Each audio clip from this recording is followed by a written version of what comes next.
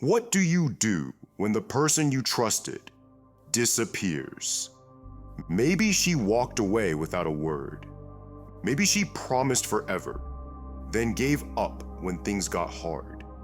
Maybe she just stopped caring, and you're left replaying every moment, trying to understand what went wrong. The pain, it's real. And for most men, it spirals into anger, self-doubt, or silence.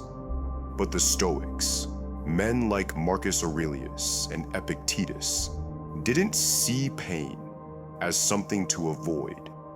They saw it as a test, a mirror, a teacher, because in the space where she lets you down, you get to decide who you become. This isn't about pretending you're okay. It's about mastering yourself when everything feels like it's falling apart. In this video, we'll break down how to respond like a Stoic, not with cold indifference, but with disciplined strength, clear perspective, and a kind of emotional control most men never learn. Let's begin. Lesson 1. You don't control how she feels, only how you respond. She pulled away. Maybe it was slow, unanswered texts, shorter conversations. The energy shift you didn't want to admit was happening. Or maybe it was fast, sudden, a goodbye you didn't see coming. And now your mind is spinning. Was it something I said? Why wasn't I enough? How could she just stop caring? The pain of being let down, especially by someone you gave your trust to, can make even the strongest man feel powerless. But here's what the Stoics taught. Some things are up to us, and some things are not. Epictetus, her actions, her emotions, her decision to stay or leave, that's outside your control. What is within your control is how you respond. You can lash out, beg, overanalyze, spiral into self-blame. Or you can step back, breathe, and choose discipline over reaction. A Stoic doesn't run from heartbreak. He feels it fully, but filters it through reason. He understands that no person's affection defines his value. And in the storm of uncertainty, he returns to one truth. My power begins where my control begins. Master that, and you stop being a victim of someone else's change of heart. Lesson 2. Pain is not your enemy. It's your training ground. Heartbreak hurts, not just in your chest, but in the silence of your room, at 2 a.m., staring at your phone, hoping it lights up. In the moments when a song hits too hard, when your routine feels meaningless, when you see her name somewhere and your stomach drops, most men run from that feeling. They bury it in distractions, alcohol, meaningless sex, mindless scrolling, anything to avoid sitting alone with what they're truly feeling. But the Stoics believe the opposite. Difficulties show what men are. Epictetus, because the man you are in comfort. That's easy. But the man you become in discomfort, that's earned. Pain is a forge. It doesn't just burn, it purifies. It reveals every weakness you've been hiding. Emotional dependence, unspoken fears, identity tied to someone else's presence. This is your opportunity. Don't suppress the pain. Study it. Ask yourself, why does this hurt so much? What was I expecting her to give me that I haven't given myself? What can I learn from this about me? Because if you can walk through this fire without becoming bitter, You come out with something most men never touch: true emotional sovereignty, unshakable strength, not in pretending it didn't matter, but in knowing that you survived it and grew from it. Lesson 3. Her love was never the source of your peace. Your character is. When she loved you, it felt like home. Her voice calmed you. Her presence grounded you. And in that comfort, you started to believe, I'm okay because she's here. But now she's gone. And the silence she left behind, it's deafening. Here's the truth no one wants to say out loud. You made her your anchor, and now you're adrift. But the Stoics warned about this long ago. They knew that any peace built on something outside of you, a woman, a job, a status, is fragile. Because when that thing shifts, you crumble with it.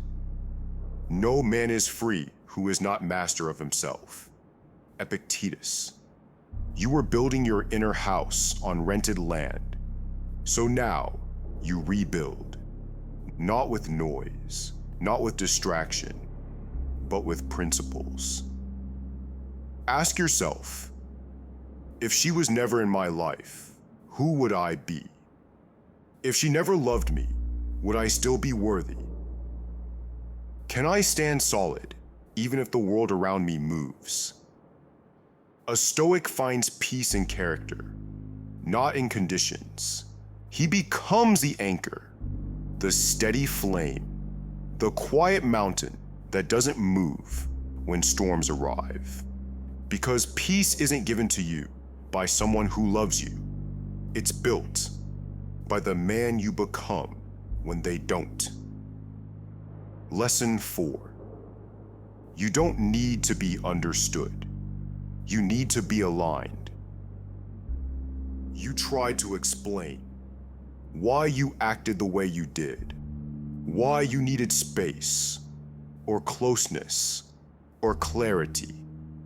You opened up, maybe for the first time in a long time, thinking it would bring you closer. But instead of connection, there was confusion, dismissal, maybe even silence. And that's a unique kind of pain. To bare your soul and still not be seen. That moment can shatter your confidence. Maybe I'm too much. Maybe I said it wrong. Maybe I should have just kept quiet. But the Stoics would stop you there. They'd remind you, you are not here to be understood by everyone. You're here to live in alignment with virtue, with reason, with who you truly are. First, say to yourself what you would be, and then do what you have to do. Epictetus. There will be people who misread your strength as coldness, your boundaries as distance, your honesty as aggression. Let them. You're not here to win their approval. You're here to walk your path without betraying yourself. When a Stoic is misunderstood, he doesn't argue. He listens. He reflects. And if he acted with integrity, he moves forward, calm, certain, unshaken. Because peace doesn't come from being seen. It comes from knowing who you are, even when no one else does. Lesson 5. Rejection isn't personal. It's directional. She chose someone else. Or maybe she chose nothing at all. Just silence, distance, disconnection. And you're left wondering, was I not good enough? Did she ever actually care? How did I give so much and still end up here? Rejection doesn't just sting, it echoes. It awakens every old wound. Every time you felt invisible, ignored, not picked. But the Stoics would challenge that narrative. It is not things that disturb us, but our interpretation of their significance. Epictetus. What if her leaving wasn't about your worth? What if it was a mirror showing you what you still expect others to validate in you? See, when we tie our identity to being accepted, rejection becomes annihilation. But when we root our identity in virtue, in character, in clarity, in purpose, rejection becomes information. She didn't choose you. That's not a loss. That's direction. That's divine editing. That's the world saying, not here, not her, not now. Think of a rocket changing trajectory mid-flight. It doesn't panic. It adjusts. It reorients. It stays locked on the mission. Be that. Don't chase people who hesitate on your worth. Build a life that moves with or without them, and the right ones will move toward you. Because a Stoic man doesn't take rejection personally. He takes it seriously and uses it to evolve. Lesson 6. You don't chase what walks away. You return to yourself. She's gone. Maybe she said she needed time. Maybe she gave you cliches like, "It's not you, it's me." Or maybe she vanished without a word, leaving your heart in a conversation that never finished. Your instincts start firing. I need closure. She has to understand what she's walking away from. If I could just say the right thing, maybe she'll come back. But this is where most men fall. They chase, they plead, they perform, not out of strength, but out of desperation to reverse what's already been decided. The Stoic does none of that. When someone is properly grounded in life, they shouldn't have to look outside themselves for approval. Epictetus. Instead of chasing her, he checks in with himself. Because a man who's rooted in virtue doesn't scramble for someone who's drifting. He knows that what walks away was never fully his to begin with. He doesn't beg a tide to return. He builds the shore that stands unmoved when it does. Think of a tree in winter. The leaves fall, the world turns gray, but the roots, they go deeper. They don't panic, they prepare. So when she leaves, don't make a scene. Don't send a paragraph. Don't try to win her clarity. Withdraw with grace. Recenter. Reinforce your roots. Because when a Stoic man is left behind, he becomes even harder to shake the next time. Lesson 7. You can't predict the ending, but you can control the legacy. You thought you had time. You thought the connection meant something to both of you. Maybe you weren't sure how it would all play out, but at the very least, you didn't expect it to just stop. And when it did, it wasn't just her absence that hurt. It was the loss of the story you were starting to believe in. That's what breaks most men, not the woman, but the illusion of certainty. We cling to what we imagine it would become. We replay moments, analyze texts, look for signs we missed, trying to rewrite the ending, trying to understand why. But the Stoics remind us, the impediment to action advances action. What stands in the way becomes the way. Marcus Aurelius. You couldn't control how it ended, but you can control what kind of man she walked away from. The kind who collapses, lashes out, and drowns in what if, or the kind who stands still, owns his presence, and lets go without burning what he built. Think of a warrior leaving a battlefield. He doesn't curse the enemy. He doesn't question the outcome. He sharpens his blade and walks off with his head held high. That's what legacy looks like. Not the relationship, but how you carried yourself when it broke. So she let you down. She changed. She walked. She faded. But that's not the story.